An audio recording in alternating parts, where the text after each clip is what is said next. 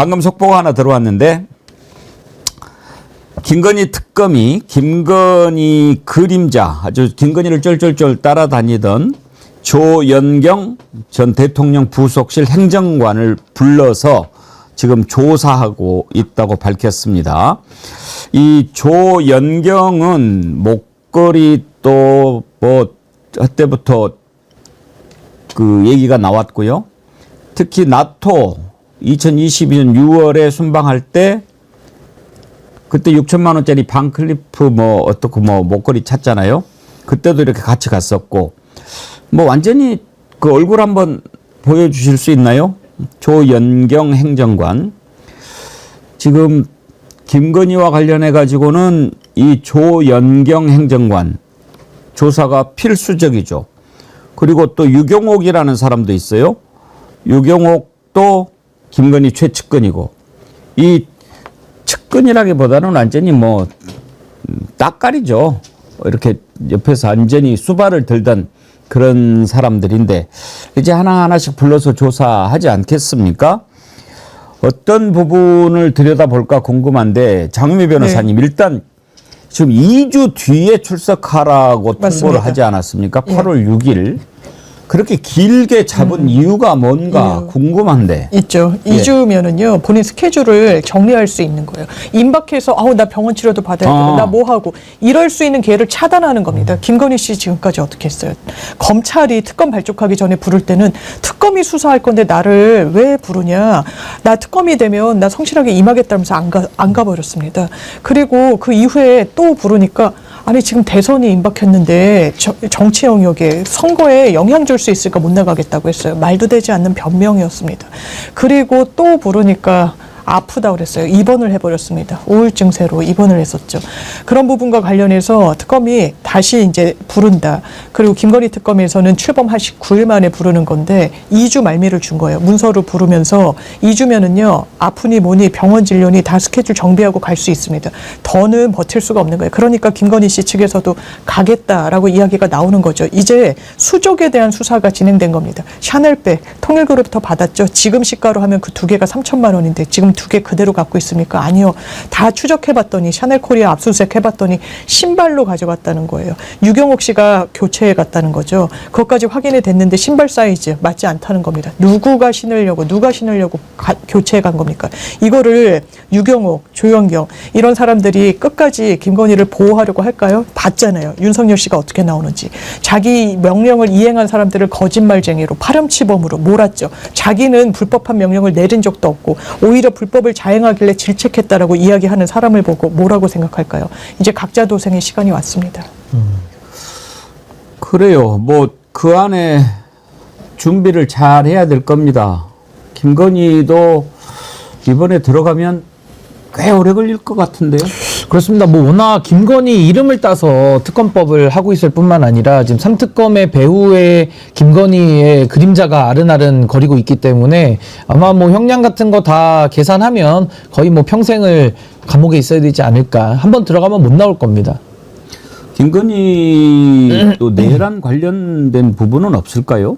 열어놓고 조사는 해봐야 되겠죠. 그러니까 그 부분을 뭐 같이 공모했을 가능성 내지는 김건희가 다른 거는 다 국정에 거의 감독자처럼 굴었는데 개헌만 몰랐다 이렇게 하는 것도 좀 어색하거든요. 그리고 뭐 비하폰을 가지고 그 개헌 불법 개헌 당시에도 뭐 조태용 국정원장과도 연락했던 것들도 나오고 있고 하기 때문에 저는 다 열어놓고 수사해봐야 된다. 전 죗값을 다 물어야 된다고 봅니다. 지금 김건희와 관련해 가지고는 특검이 16개지만 이게 하나하나씩 이렇게 풀어나가는 과정에서 얼마나 엄청난 짓을 저질렀는지 드러나면 아마 국민들이 경악할 것 같습니다. 일단 지금 캄보디아 ODA 공적개발 원조에 관여한 게 이제 드러나고 있지 않습니까? 통일교하고 짜고.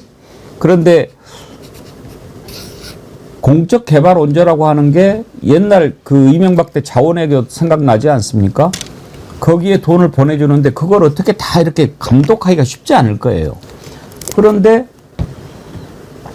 15억 달러인가 150억 달러인가? 뭐 15억인가? 15억. 15억이 한 2조 되죠. 네. 이거를 또 30억으로 늘렸어요. 그러면은 거기에서 30억 보낸 걸로 치고 15억 받고 빼 돌리기만 해도 2조가 생겨요. 2조. 그리고 이제 백혜령 경정이 의심하는 것은 마약 사업에 직접 관여했을 것이다 라는 거거든요. 그러니까 이 김건희의 탐욕은 우리가 상상하는 것을 훨씬 뛰어넘을 겁니다. 이런 것들이 다 지금 하나하나씩 드러나고 있지 않습니까? 통일교에서도 지금 관여된 게 막 뭐 다이아 목걸이 얘기도 나오고. 제가 좀 설명을 덧붙이면요. 원래 캄보디아에 지속적으로 ODA 예산 지원했던 게 한 7억 달러 정도 된다고 합니다. 그런데 갑자기 통일교의 로비와 윤석열 정부 시기에 15억 달러로 갑자기 2배 이상 뛰었다고 합니다.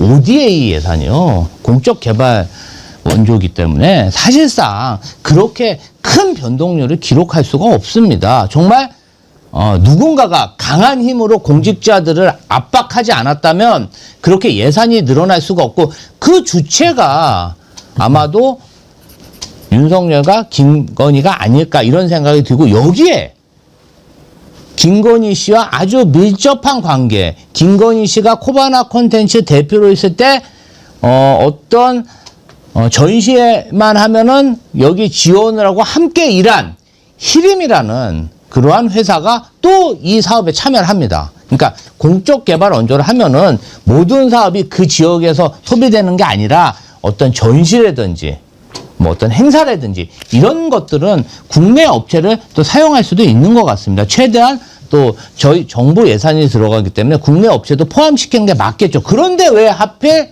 그 사업에 김건희 씨와 관여된 그런 회사가 참여했을까? 저는 이 사안 관련해서는요, 수출입은행, 기획재정부, 이런데 모든 자료가 남아 있습니다. 이 의사결정을 했을 때 누군가가 압력을 넣는지, 어떤 방식으로 의사결정을 했는지 공직자들이 다 녹음하고 이메일로 기록을 남겨놨을 거라고 생각하기 때문에 그 실체가 이제 금방 다 백일화에 드러날 수 있다고 봅니다. 그러니까 김건희 특검 16개 의혹은 수사 대상으로 적시된 우리가 어렴풋이 그동안 김건희 주변에서 일어났던 의혹들을 가지고 만든 건데 지금 수사를 하면서 드러나는 것들을 보면 오히려 훨씬 더 어마어마한 것들이 뒤에 있는 것으로 보이지 않습니까? 그래서 원래 그 수사 대상에 수사를 하면서 인지한 것은 또 수사할 수 있게끔 그렇게 해 놓았는데 지난번에 법원에서 이건 수사 대상이 아니다라고 압수수색 영장을 또 기각을 했잖아요.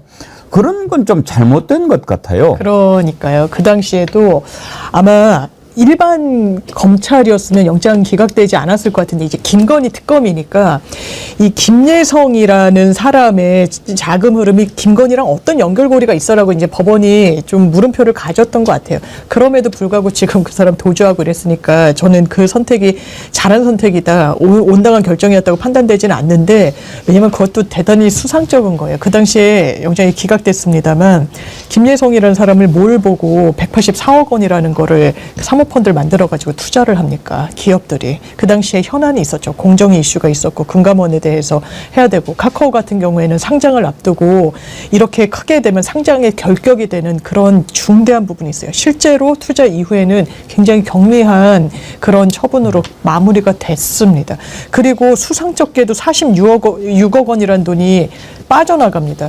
이 돈의 흐름을 지금 특검이 엄청나게 집중적으로 들여다보고 있다는 거예요. 친인척의 이런 계좌를 가공해가지고 활용했는지 아니면 해외로 빼돌리지는 않았는지 정확하게 수사해야 됩니다. 김건희는 이제 더 이상 무풍지대가 아니에요. 그렇게 남겨두는 게 사법정의도 아닙니다. 지금 김건희 특검이 확보한 영수증 가운데 보면은요. 압구정동의 갤러리아 백화점 그라프 매장에서 다이아몬드 목걸이를 상품권으로 6,220만 원 결제한 거, 그리고 또 샤넬 가방 영수증 이런 거 지금 다 나오지 않습니까? 그런데요, 이것만 봐도, 그러니까 이것만 해도 6천만 원이 넘는 다이아 목걸이 만약에 통일교에서 받았다면 이건 엄청난 거죠. 그런데 김건희가 누굽니까? 이게 목걸이 이걸로 그냥 끝날 문제겠습니까? 김건희는 완전히 그 장사치 아닙니까? 그러면 야, 인마, 너네들이 캄보디아 그렇게 해서 내가 지금 해주는 게 얼만데, 어? 이렇게 다 지금 계산이 있을 거 아니에요. 그러면 목걸이는 그야말로 완전히 이건 곁다리 반찬이지, 목걸이가 주가 되겠습니까? 그러니까 뭐 좋은 레스토랑 가서 먹는 그 에피타이저 같은 이제 그 그쵸, 수준이고 그쵸. 이제 몸통은 따로 있겠죠. 스테이크는 아직 안 나온 거죠. 아직 안 나왔죠. 예. 그래서 저는 사실 김건희의 이 범행이 이건 상당히 비난 가능성이 너무 높은 게 지금 이 거론되는 의혹들 중에 하나 정도만 나와도 정권이 날아갈 사안인데 그 많은 의혹들이 지금 쏟아져 나오고 있는 상황일 뿐만 아니라 이 뇌물도요. 보통 뇌물 받는 공무원들 인생 패가 망신하거든요. 근데 지금 김건희는 뇌물을 받아먹은 것만이 문제가 아니라 결국에는 검찰에서 그 드러났던 범죄 혐의들까지도 다 덮어주는, 그러니까 쉽게 말해서 검찰권까지 사유화해가면서 본인의 뇌물을 비롯한 여러 가지 그런 범죄를, 대형 비리 범죄들을 다 덮어왔던 거기 때문에 전 이제 그동안의 수사를 3년간 못하다가 이제 몰아서 다 하는 거 아니겠습니까? 저는 국민들께서 경악하실 수밖에 없고 참 희대의 정말 범죄자다. 저는 김건희 같은 사람은 역사상에 전에도 없었고 아마 김건희 이후에도 없을 만큼의 하여튼 정말 모든 범죄를 다 가지고 다니는 사람 아니냐. 정말 독특한 케이스입니다. 그래서 제가 요즘에 자꾸 이야기합니다. 김건희 특검법 좀 수정을 해서라도, 개정을 해서라도 내란 특검보다 더 많은 인력 투입하고 해야 된다. 그렇게 주장을 하거든요. 근데 그 법 개정은 가능합니까? 아, 가능하죠. 가능하고. 법이라는 거 개정 그럼요. 국회에서 의결하면 가능한데 이제 이 부분 관련해 가지고 뭐 뇌물을 받는다든지 뭐 그런 오염되는 경우가 있는데 이 김건희 씨는 아예 처음부터 대통령이 될 때부터 내가 국가 권력을 사유화해서 해먹어야겠다. 아니. 국가 권력으로 어떻게 국가 권력을 수익 모델로 삼았고 이따위 짓거 그 ODA 사업 예산을 그렇게 해가지고 그 뇌물 받을 생각을 한다는 것 자체 그 어려운 사람 도와주는 그게 어떻게 백마진 받는 거지 않습니까? 그러면 그걸로 어떻게 그 목걸이를 하고 다닐 생각을 하냐 이거예요. 어려운 사람 도와주는 그 ODA 원조금을 가지고 이거 정말 죄질이 나쁘지 않습니까? 국가 권력을 사유화한 게 아니고요. 대통령이라고 하는 자리가 국가 권력이라고 생각하지 않아요. 자기가 그냥 그 갖는 취득했다. 개인 권력을 취득했다 이렇게 생각하는 거예요. 그리고 대통령이 되고 나서 그렇게 한 게 아니라는 게 바로 양평고속도로입니다. 이미 대통령이 되면 이거 해먹어야지라고 준비가 돼 있는 거죠. 그러니까 대통령 당선되자마자 인수위 때 양평고속도로 해먹은 거 아닙니까? 아니, 그러니까 김건희의 그 뭐랄까요, 그 제가 굉장히 참 이런 사람은 역사상 존재하기 어렵다고 본 게 그 보통 집안에서 범죄자가 한 명 정도 나오기도 쉽지 않거든요.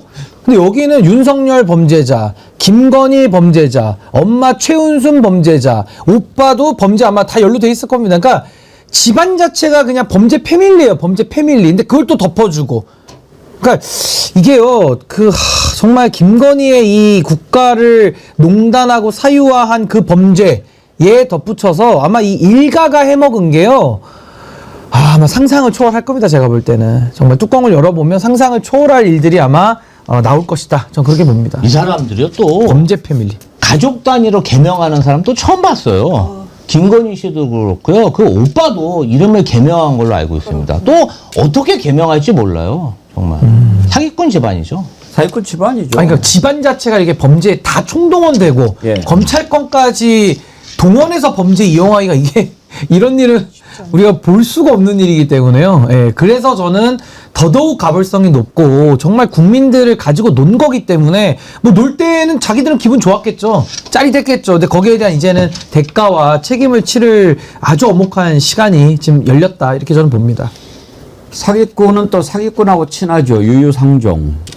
지금 김충식 얘기가 계속 나오는데 김충식이 최은순 내연남으로 알려져 있죠. 김충식이 통일교 문선명 비서 역할을 했었잖아요. 그거 모르세요? 아, 처음 듣습니다. 그래요? 그 사진 오늘 그러면 다시 한번 더 보여드려야 되겠다. 김충식. 지금 저자가 김충식이에요. 문선명이에요. 문선명 옆에 이렇게 조아리고 있는 모습 보잖아요. 그러니까 끼리끼리네. 최은순의 내연남인데 통일교하고 김건희가 어떻게 연결돼 있는가? 야. 그 고리가 이제 바로 김충식인 거예요. 뿌리가 엄청나게 짙군요. 그럼요. 하고. 그러면은 통일교 지금 저 문선명 와이프 한학자가 라스베이거스에서 600억? 네. 무슨 도박을 네, 그렇게 세게 하냐? 그 돈 세탁에 의심이 들죠. 돈 세탁에. 돈 세탁. 그리고 김건희가 지금 뭐 코인 관련해가지고도 지금 또 연결돼 있거든요. 김건희가. 그러니까 그런 것들도 코인이나 도박 이런 것들이 아마 이 일가의 돈을 세탁하는 하나의 용도로 쓰였을 가능성은 매우 높다고 저는 봅니다. 예. 권진에 대해서도 남부지검에서 처음 수사 착수했을 때는 코인 이슈였었거든요. 그러니까 말씀을 들으니까 뭐 진짜 존버 좀 킴인가 뭐도 나오지 않습니까? 그 사람이 킴인데 박씨라고는 하는데 하여튼 뭐 그런 식의 코인과 관련된 문제들도 지금 김건희 관련돼서 나오고 아니 이거는요 그냥 상상 초월입니다. 상상 그냥 초월. 일가가 다 동원된 그냥 범죄 가족. 예, 이건 뭐 정말 소설 이렇게 쓰라 해도 못 쓸 것 같아요 제가 볼 때. 내부자들 영화는 아무것도 아닐 것 같아요. 이거 드러나면. 더 영화 같은데. 예. 아니 뭐 파도 사기꾼들만 이렇게 한 추록으로 나옵니까? 이거 정말 국가적으로 국민의 한 사람으로서 너무 창피합니다. 그러니까 주가 조작은 정말 이 사람들한테는 귀여운 범죄고요. 그 잔고 증명 위조하는 거 있잖아요. 누가 우리가 은행 갈 때 아니 내 통장을 위조를 해가지고 300억이 있다라고 그거 어떻게 만듭니까? 그리고 법원에 막 내고. 그러니까 이 사람들은 정상적인 범주에 있는 사람이 아니다. 이렇게 보는 게 맞죠 근데 사실. 이 정말 이상한 게요. 금융기관의 잔고를 위조했다. 금융문서 위조한 사람이죠. 그런 사람에게 또 대한민국 금융기관이 막 50억씩 막 투자를 합니다. 이게 있을 수 있는 일이에요. 금융기관은 절대 안 하는 짓이거든요. 보십시오. 주가 조작해서 돈 챙겨. 고속도로 틀어가지고 땅값 올려서 돈 챙겨. 공적개발 원조 자금 보낸다고 해서 거기서 빼먹어가지고 챙겨. 마약 사업에 뛰어들어서 돈 챙겨. 이거 뭐. 그리고 돈 없을 때는 그냥 잔고 증명 바꿔서 돈도 빌리고 바꾸면 갖고 되고. 그냥 숫자 바꾸면 됩니다. 요새는요. 교도소에서 영치금으로 또 챙기고 있습니다.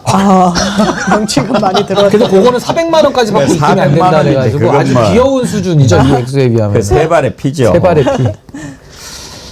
아이고. 하여튼 이런 것들이 이제 다 드러납니다. 아까 부산이 대인님께서 재밌는 걸 보내주셨는데 물이 빠지면 원형이 드러날 겁니다. 지금 좀해 보이지요?